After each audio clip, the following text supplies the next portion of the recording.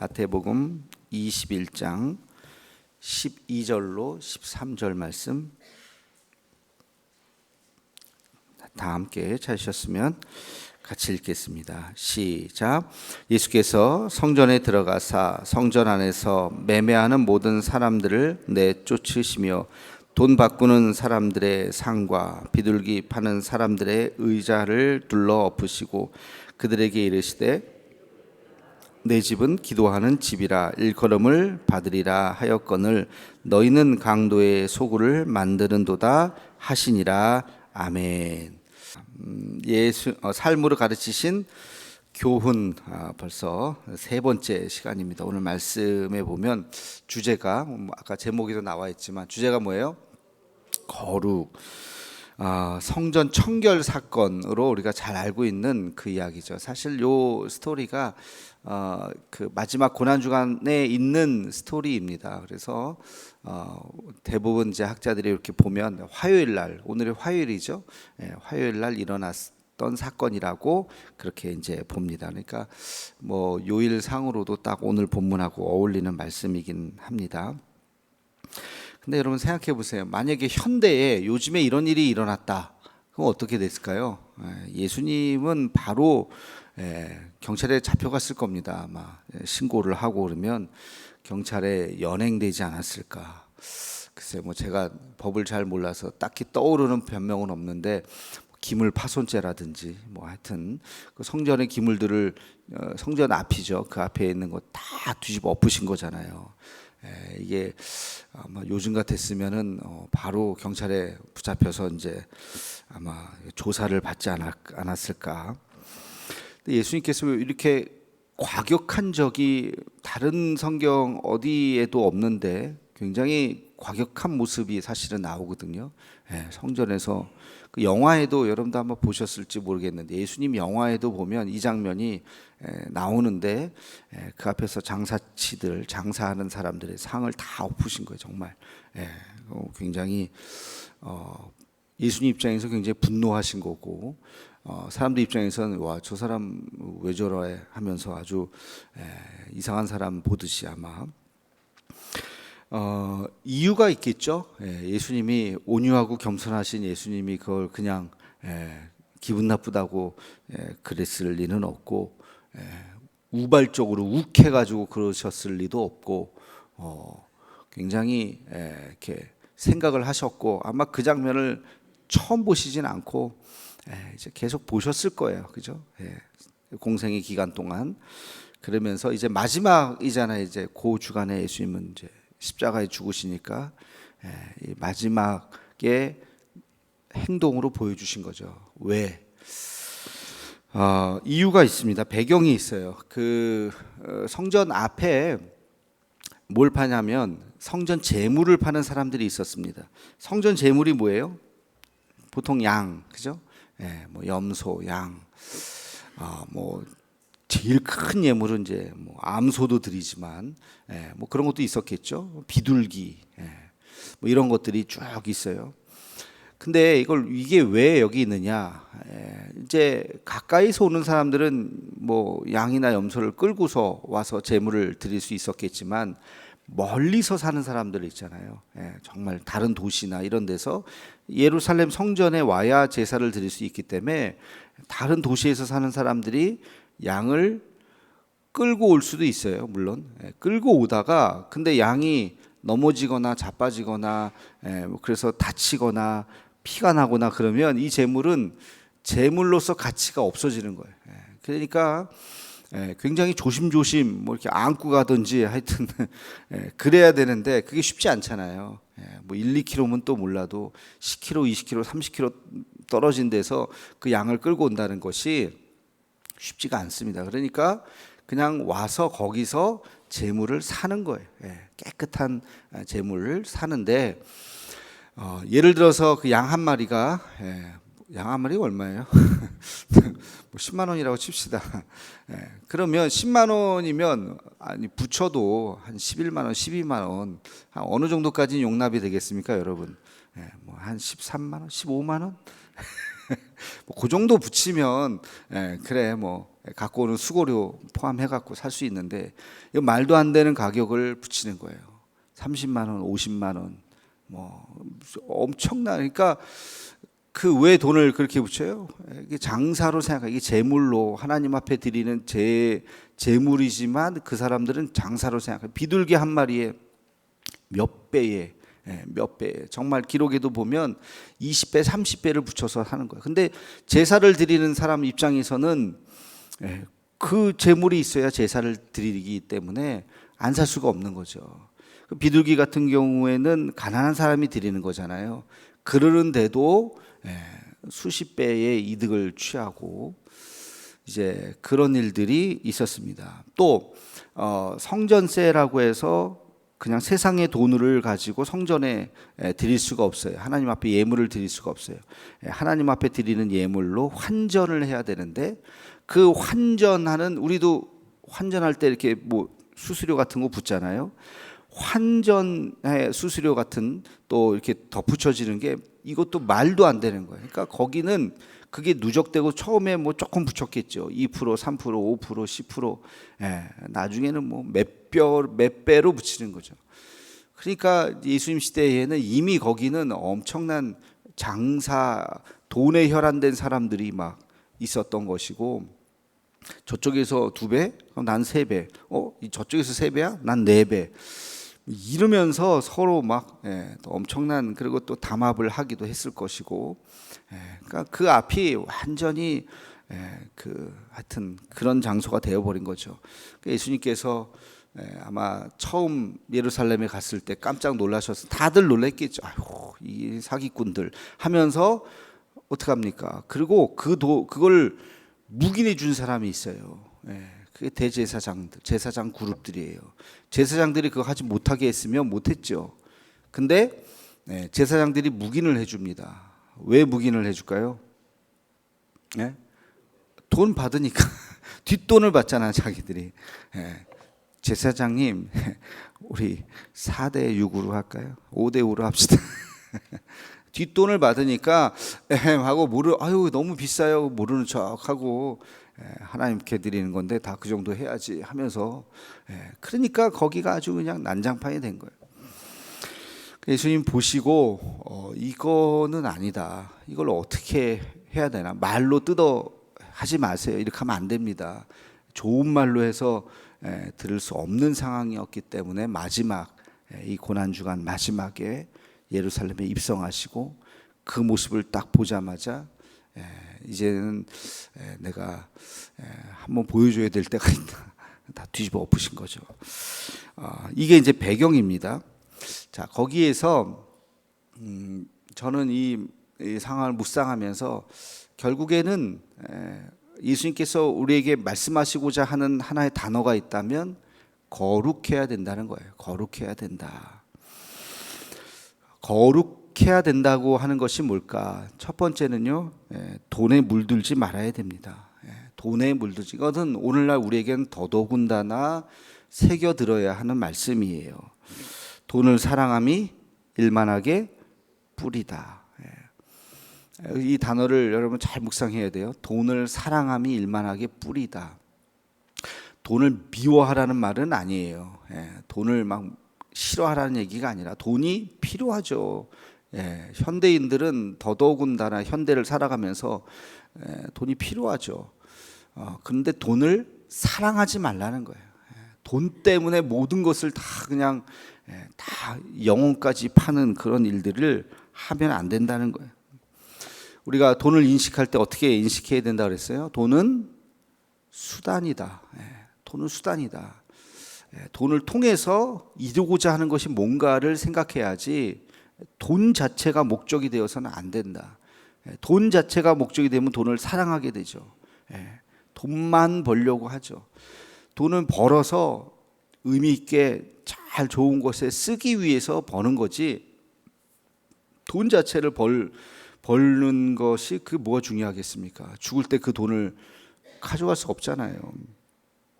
자식한테 뭐 3대 잘 살게 하기 위해서, 제가 주일날 말씀드렸잖아요. 그게 손주 때 가서 그 돈이 깨끗한 돈이냐 깨끗하지 않은 돈이냐, 여러분의 자식은 몰라도 손주들은 판단할 수도 있다고요. 그게 그러니까 우리가 돈에 물들지 말아야 된다. 예나 지금이나 돈은 사람을 병들게 하죠. 눈이 멀게 하죠. 눈앞에 있는 일확천금에 그걸 거부할 수 있는 사람이 많지 않을걸요. 많지 않을걸요. 그건 누구나 마찬가지. 그건 사실 저도 마찬가지겠죠. 돈이 눈앞에 딱 있는데 그거를 깨끗한 돈이냐 깨끗하지 않은 돈이냐를 구분하고 딱 외면하기가 쉽지 않을 겁니다. 돈을 벌기 위해서 주일 예배를 빠진다? 이런 것도 마찬가지예요. 여러분의 신앙의 기준이 뭘까요? 내가 하나님을 믿는다고 할 때 하나님을 믿는 그 기준이 뭘까요? 그 기준이 있어야 되잖아요. 내가 하나님을 믿는다는. 내적으로는 기도하는 시간이겠죠. 말씀 보는 시간. 이게 기준이겠죠. 세상 사람들은 기도하지 않고 성경 보지 않는데 나는 그래도 매일 성경 보고 기도한다. 그것이 표현하는 건 뭘까요? 예배와 11조예요. 하나님 앞에 내가 하나님을 믿는다라고 하는 하나의 기준이 내 하나님 앞에 예배를 드린다는 거예요. 구별된 시간에 구별된 장소에서 하나님 앞에 예배를 드립니다. 이것이 우리가 신앙인이라고 하는 표이고, 11조는 뭘 상징하는 거예요? 하나님께서 나에게 모든 것을 은혜를 주셨습니다. 건강을 주셨고 지혜를 주셨고 직업을 주셨고 일터를 주셨고 일할 수 있는 능력을 주셨고, 그 모든 것, 내가 지금 살아가고 있는 모든 것을 하나님께서 나에게 은혜로 주셨습니다라고 하는 구체적인 감사의 표현이 그게 11조죠. 그래서 그 이 두 가지의 기준이 있는데 돈을 벌기 위해서 이 두 가지가 흔들린다? 그러면 여러분 신앙 자체가 흔들리는 거예요. 그래서 주일 성수가 중요한 거죠. 그래서 우리가 돈에 흔들리는 그 모습이 뭘까를 다시 한번 잘 생각을 해야 됩니다. 그래서 돈에 물들기 시작하면 타락하는 거예요. 거룩해지지 않는 거예요. 그게 첫 번째. 거룩해지기 위해서 우리는 돈을 가난하게 살라는 뜻이 아니에요. 그냥 아주 궁색하게 살라는 것이 아니라 능력이 있으면 돈을 벌 수도 있겠죠. 돈을 많이 벌어서 또 좋은 일에 쓰면 누가 뭐라 그럽니까? 깨끗한 부자도 있잖아요. 실제로. 근데 그분들이 정말 깊은 내면까지 어떤지는 우리는 모르지만 그래도 겉으로 드러날 때 정말 깨끗하게 하시는 그런 분들도 있습니다. 그래서 아무튼 그런 우리가 이 돈에 대한 생각을 바르게 해야 된다. 두 번째는 거룩해지기 위해서는 결단이 필요합니다. 결단. 어떤 결단? 내가 세속적인 것을 끊으려고 하는 그런 결단. 나도 모르게 세속에 물들죠. 물들다는 게 뭐예요? 말 그대로 물드는 거에 싹 스며드는 거에 싹. 이게 불은요 우리가 이렇게 뜨겁잖아요. 확 뒤로 가요. 딱. 근데 스며드는 거는 몰라요. 몰라요.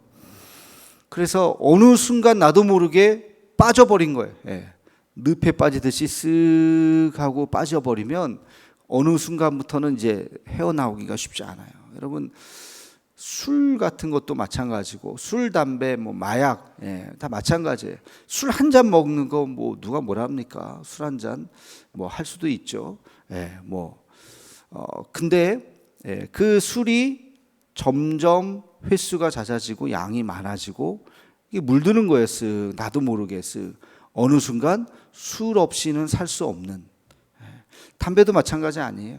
중독이라고 하는 것이 그런 거예요. 처음에는 그냥 호기심에 한 번, 두 번, 마약 같은 거, 무슨 코카인인가, 그거는 중독성이 엄청 강해서 한 번만 딱 하면 바로 중독된대요. 그런 거 하시는 분은 없겠지만, 한 번만 해도 중독이 된대요.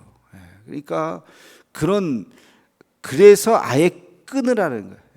술, 담배 하지 마세요 하는 게 그거 막 먹으면 그 죄 이런 게 아니라 한번 발을 들여놓기 시작하면 다 그렇지는 않으시겠지만 열의 상당수는 나도 모르게 거기에 물드는 거예요. 그래서 나중에는 술 때문에 인생 망치는 사람이 얼마나 많습니까? 고위직, 연예인, 뭐 유명한 사람들 음주운전 때문에 그냥 한 방에 다. 그러니까 그런 것들, 그래서 이런 것들을 우리가 끊어내야 돼. 또 우리가 세상 살면서 관행이라고 하는 구조적인 죄가 있어요. 구조적인 죄.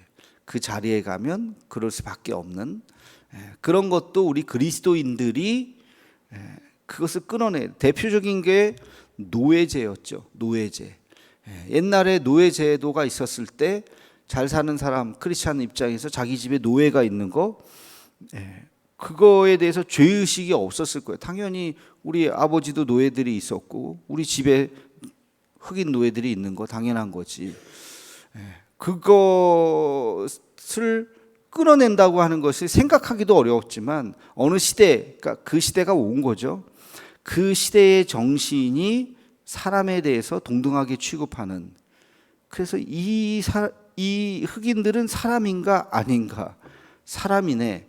그러면 이들에게도 인권이 있지. 이들은 왜 노예로 살아야 하는가? 그런 문제 의식을 가지고 그것을 어느 순간 누군가가 나와서 이 제도는 잘못된 것입니다. 이들에게 자유를 주어야 합니다라고 이야기를 한 거죠. 굉장히 생각하는 것도 쉽지 않지만 그것을 말하는 건 더 쉽지 않고 그것을 법으로 만들어서 모든 사람의 동의를 구해서 그 시대를 빠져나오게 하는 것은 엄청난 용기와 일이었죠. 그러나 그것을 한 사람들이 있잖아요. 시대를 앞서간 사람들. 그 사람들에 의해서 노예제가 이제 없어지고 노예가 해방이 된 거죠. 이런 일들, 그러니까 관행이라고 하는 이름으로 해왔던 것들을 우리가 성경 말씀에 비추어서 문제의식을 갖고 그것을 끊어내려고 하는 그런 노력들. 그게 결단이에요. 이게 거룩해지는 거죠. 우리의 삶에 그런 것들은 없는지 다시 한번 되돌아보아야 합니다. 이런 얘기 많이 들어보셨을 거예요. 지금 이 시대에 제2의 종교개혁이 필요하다. 종교개혁도 그런 거예요. 종교개혁도 그때의 종교의 이름으로 행했던 수많은 관행들, 그 수많은 관행들을 말씀의 근거로 끊어낸 거죠. 그죠? 대표적으로 면죄부잖아요. 면죄부를 사는 순간 너가 돈으로 죄를 사해주는 표를 사는 거예요.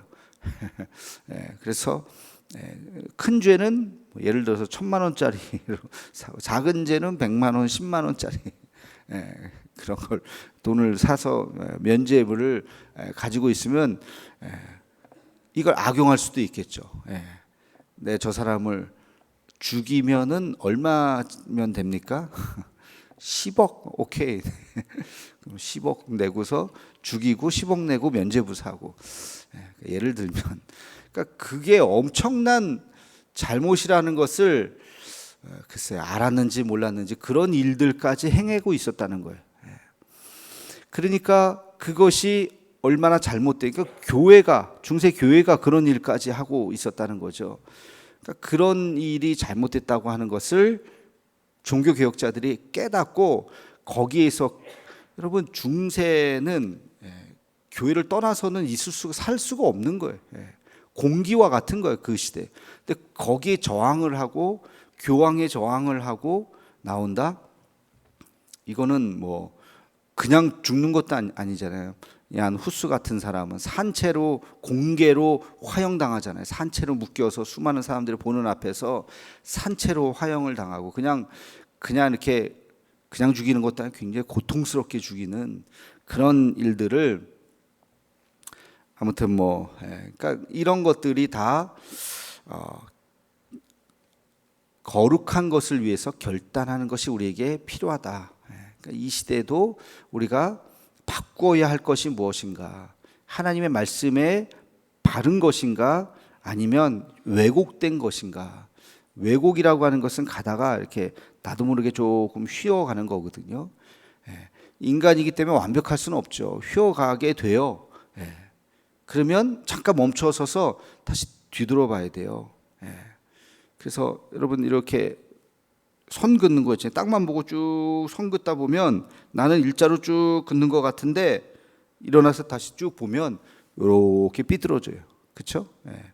삐뚤어져요. 그러면 다시 뒤돌아가서 거기서부터 다시 걸어야 돼요. 중간중간 고개를 들고 내가 걸어온 길을 생각해야 돼요. 정말 내가 하나님 앞에 잘 살려고 애썼는데, 애쓴 것까지는 좋은데 정말 그것이 옳은 방향인가. 세 번째는요, 거룩해지기 위해서 절제하는 삶을 살아야 됩니다. 절제하고 단순한 삶. 거룩이라고 하는 말 자체가 몇 번 말씀을 드렸죠. 카도시, 이것은 구별된다. 구별되는 거예요. 구별된다는 말은 다른 의미에서 특별하다는 거예요. 특별하다. 특별하다. 그래서 하나님은 하나님의 사람을 구별하시죠. 그래서 특별하게 생각하시는 거예요. 하나님의 사람을 특별하게. 이 구별된다고 하는 것을 우리의 관점에서 다시 생각해 보면 그게 절제라는 거예요. 절제. 절제라고 하는 것은 멈추는 거죠. 멈추는 거. 끝까지 가는 것이 아니라 어느 순간 딱 멈출 수 있는 거. 여러분, 절제가 성령의 열매예요. 그죠? 9가지 열매 중에서 마지막 절제. 굉장히 의미가 있습니다. 이거는 이건 자기와 관련된 거죠. 그러나 딱 절제할 수 있는 것, 그게 거룩한 것이다. 이것을 우리가 잘 기억해야 됩니다. 어떤 것들도 너무 지나쳐서는 안 돼요. 지나치면 모자란만 못하다.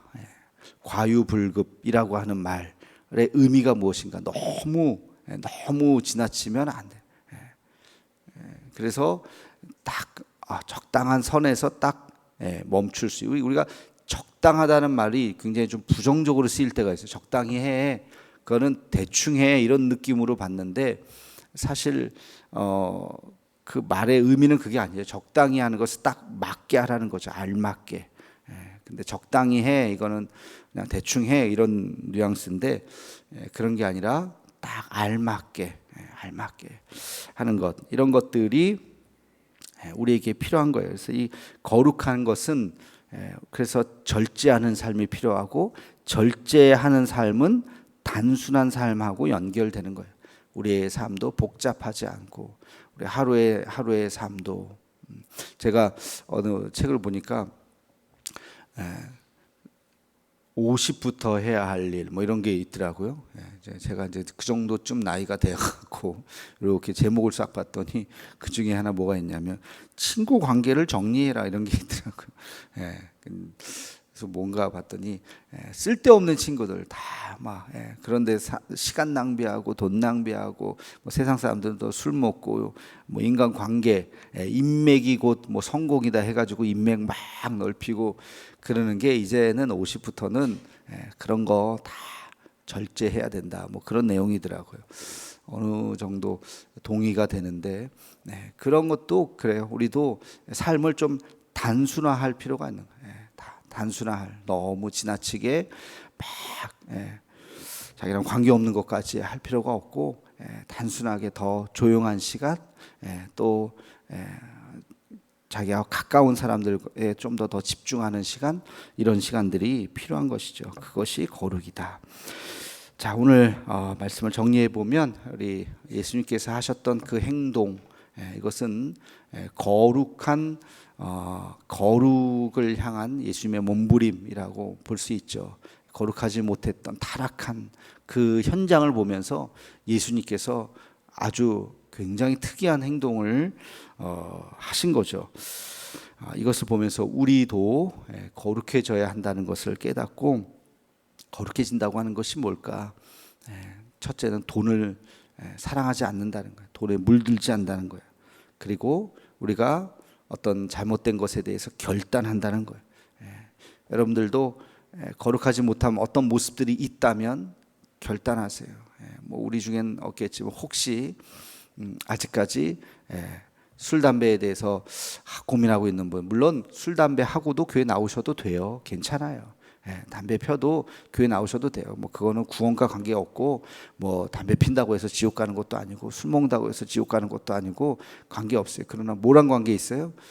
거룩과는 관계가 있는 거예요. 하나님의 백성은 거룩하게 살아야 하기 때문에, 그래서 모든 중독 이런 것에서 끊어야 됩니다. 그리고 거룩한 모습으로 나와야 합니다. 그러기 위해서 우리가 결단해야 되고, 그리고 세 번째, 절제하는 삶을 살아야 한다. 그런 믿음의 교훈을 다시 한번 깨닫고 오늘 하루 주 안에서 승리하는 우리의 삶이 되기를 주의 이름으로 축원합니다. 기도하겠습니다. 거룩하신 주님, 예수님의 성전 청결 그 사건을 다시 한번 우리가 기억하면서 예수님께서 거룩하지 못한 그 시대의 사람들을, 또 그 시대의 장사치들을 경종을 울리셨던 그 사건을 다시 한번 기억합니다.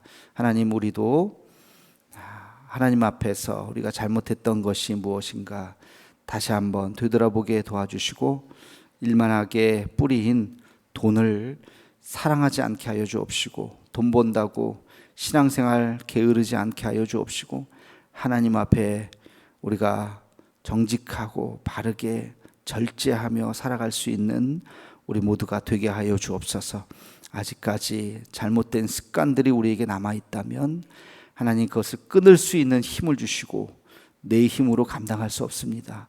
성령께서 함께 하여 주셔서 그 모든 것들 다 끊어버리고 오직 말씀 안에서 살아갈 수 있는 우리 모두가 되게 하여 주시옵소서. 예수님의 이름으로 기도하옵나이다. 아멘.